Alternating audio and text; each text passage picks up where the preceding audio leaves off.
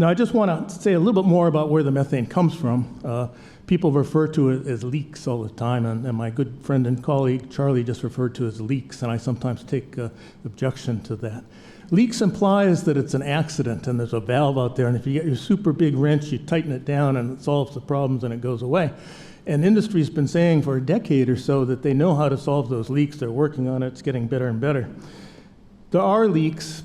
Pipes leak, gases leak, but most of the emissions are purposeful and they're a routine part of the way that natural gas is developed and used from hydraulic fracturing. There's no way for them to develop the gas without getting it. And here's sort of a list, but let me just run through an example or two. Methane's an invisible gas. You can't see it without specialized equipment, and this is from an article in the New York Times, excellent piece from November of 2019.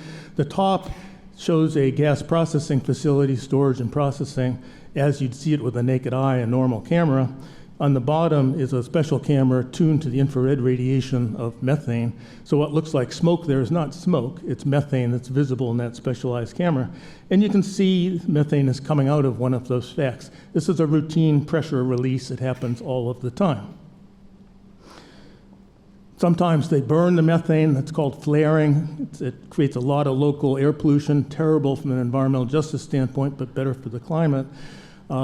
Industry tends to assume that when you burn it, all of the methane is combusted, and that's not true. And in fact, in my paper, I was using the best data as of a year or so ago and assuming there was a 98% efficiency of combustion.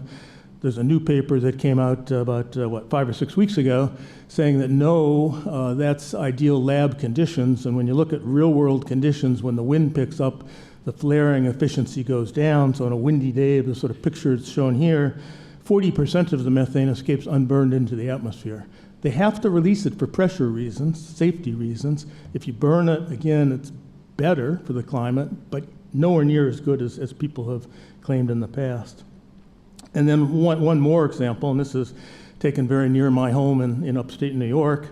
What you see on the right there looks like steam coming out of the ground, and I've told you that methane is invisible, so what's that? That's a super rapid release of methane, and it is a cloud. It super cools the atmosphere around it from this release, and so it's condensing air vapor into clouds, and that's what you're seeing there. Why are they doing that? This is called a blowdown. And in this case, it was an emergency. They had to go in and do some maintenance. But they do it all the time for routine maintenance. You cannot weld on a pipeline full of methane. You have to release it to the atmosphere. And it doesn't happen every day, but it happens on a routine basis, and it's a substantial amount of what we should not refer to as methane leaks. They are methane emissions. Industry has no alternative to pipeline maintenance other than these breakdowns.